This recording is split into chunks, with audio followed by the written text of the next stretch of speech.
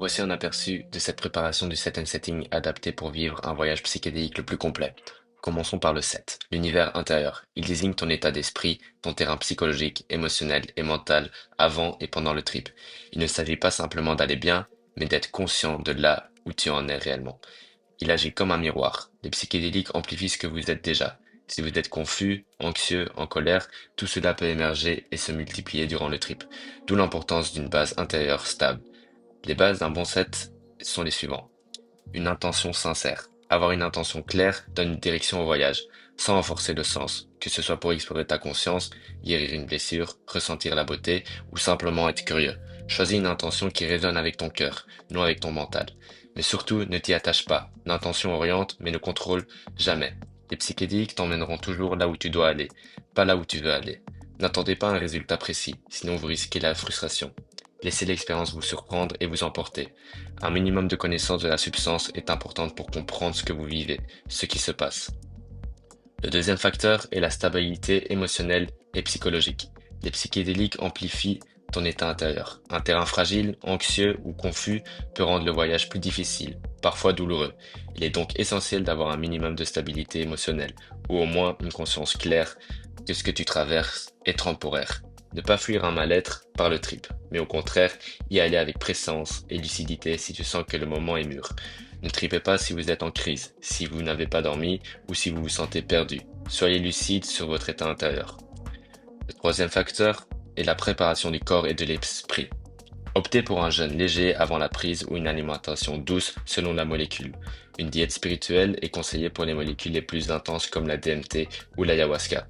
Cette diète spirituelle consiste à éviter l'alcool, les médias, le sexe, les distractions, un sommeil réparateur, etc. les jours précédant la consommation. Pratiquer de la méditation, une bonne respiration, du silence peut toujours être bénéfique pour calmer le mental. Cette hygiène de vie permet de purifier ton terrain, d'ouvrir ta sensibilité, de mieux écouter les messages de l'expérience et de pouvoir vous plonger plus facilement dedans. Le dernier facteur de base, et non des moindres, c'est l'ouverture à l'inconnu. Vouloir tout contrôler est le meilleur moyen de perdre pied. Il faut accepter que tu ne contrôles pas tout du trip. Accepter de lâcher prise, accueillir ce qui vient, c'est faire confiance à l'intelligence du processus, même quand il devient inconfortable. Laissez l'inconnu vous emporter, que ce soit dans les pensées ou dans les lieux, c'est là que naissent les vraies révélations. Préparez donc bien votre set, mais sans rigidifier. Passons maintenant au setting, l'univers extérieur. C'est le cadre physique, social et sensoriel dans lequel se déroule votre expérience. Il peut influencer profondément la tonalité du voyage. Il agit comme un conteneur, une matrice qui influence la direction et la profondeur du voyage. Les bases à mon setting sont les suivants. Un lieu sûr et confortable, un endroit calme, sécurisant, sans interruption. Des matelas, coussins, couvertures, une lumière douce à portée de main sont toujours utiles. Si vous vous sentez plus à l'aise, la nature, les montagnes sont des emplacements formidables. Mais attention, trop de contrôle dans l'environnement peut filer l'expérience. Il faut préparer sans rigidifier encore une fois. Laissez une part d'ouverture à l'imprévu. Également, optez pour le lieu conforme à vos envies. Adaptez le lieu à vos intentions. Si vous cherchez un rapprochement de la nature, choisissez la nature. Si vous voulez l'introspection pure, faites-le dans l'obscurité, les yeux bandés avec une musique adaptée, branchez à votre casque. Le deuxième facteur dans mon setting, c'est d'avoir un bon entourage. Les personnes avec qui vous tripez sont d'une très grande influence sur votre trip. Optez pour faire ce trip avec des personnes de confiance que vous connaissez bien et avec qui vous vous sentez à l'aise. N'ayez surtout pas peur de dire à vos amis quand vous commencez à un battre.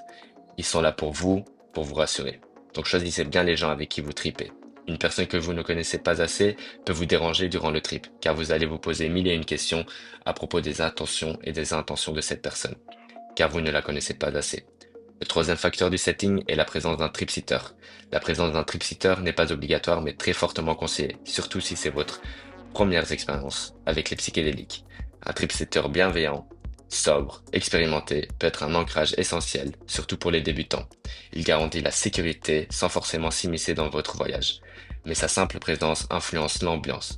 Il n'est pas neutre. Il est donc important qu'il incarne la paix, la discrétion et la confiance. Sa présence peut vous aider à lâcher prise en toute sécurité. L'assurance d'avoir un trip-sitter et qu'il peut contrôler la situation et vous rassurer si vous vous sentez mal à un moment donné. En cas de mauvaise tournure durant le trip-sitter peut vous aider à lâcher prise et vous rappeler que c'est seulement temporaire. Une parole d'autrui dans ces moments-là sont extrêmement cruciaux et influençables. Le trip-sitter peut également s'occuper de vous fournir un trip killer en cas de mauvaise tournure. durant le trip. Mais attention, trop de présence extérieure peut freiner la profondeur du voyage. L'équilibre est à trouver selon votre niveau. Un quatrième facteur, plus qu'essentiel, est de trouver la bonne musique, la musique adaptée. La musique est le véhicule émotionnel du voyage. Elle guide, apaise et révèle. Préparez une playlist modulable, mais laissez aussi la porte ouverte à l'inconnu. N'imposez pas une trajectoire trop rigide. Les musiques inattendues peuvent parfois ouvrir des portes insoupçonnées et vous immerger dans de nouveaux paysages. Le dernier facteur sont les modulateurs de trip.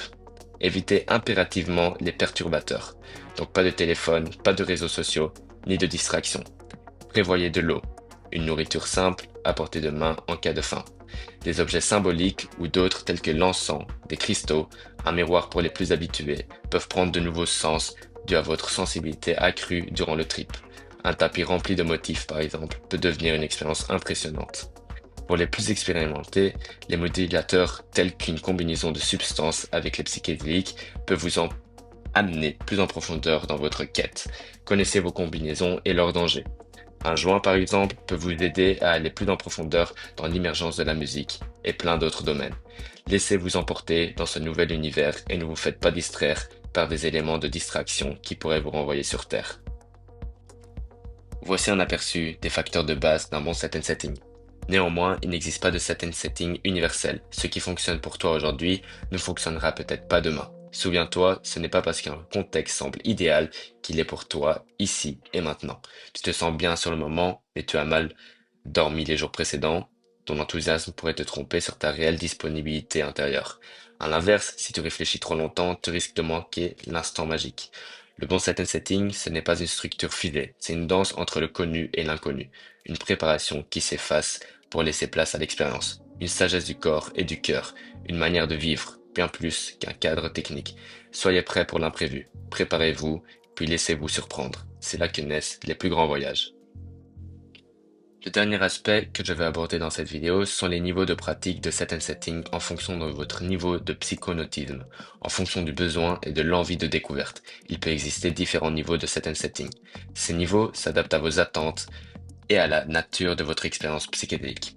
Le premier niveau est le niveau de débutant. Ce niveau est la découverte de la substance. Ce sont les premiers trips psychédéliques. À ce niveau-là, il est important de respecter les facteurs nommés ci-dessus.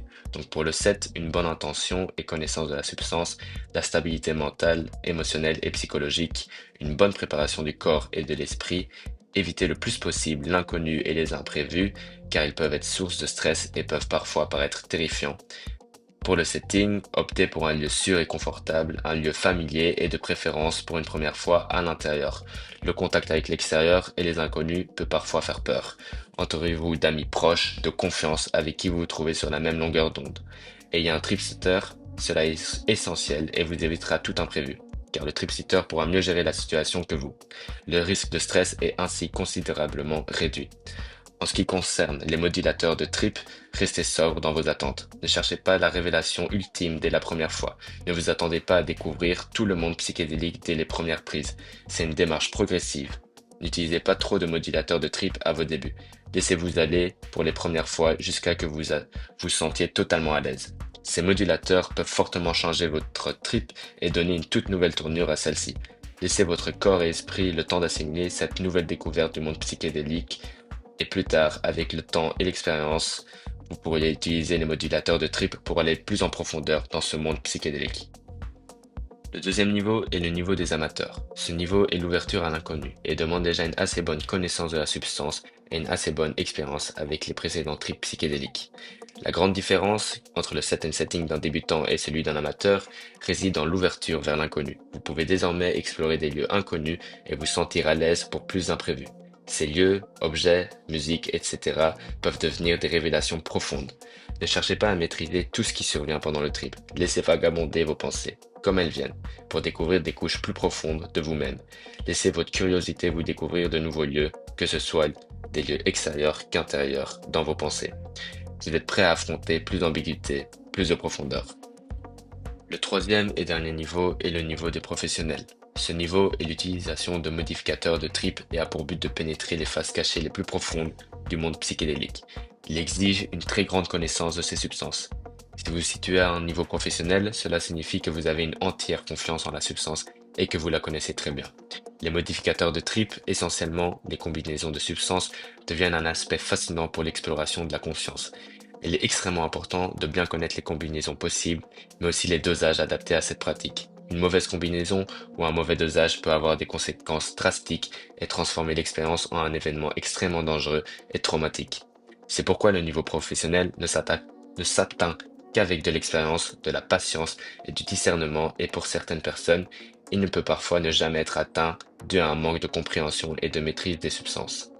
À ce niveau-là, les psychonautes peuvent orienter leur voyage dans des domaines de manière plus intense et plus profondément, tels que le développement d'un talent artistique ou encore une nouvelle approche de la musique. Vous devenez votre propre guide intérieur.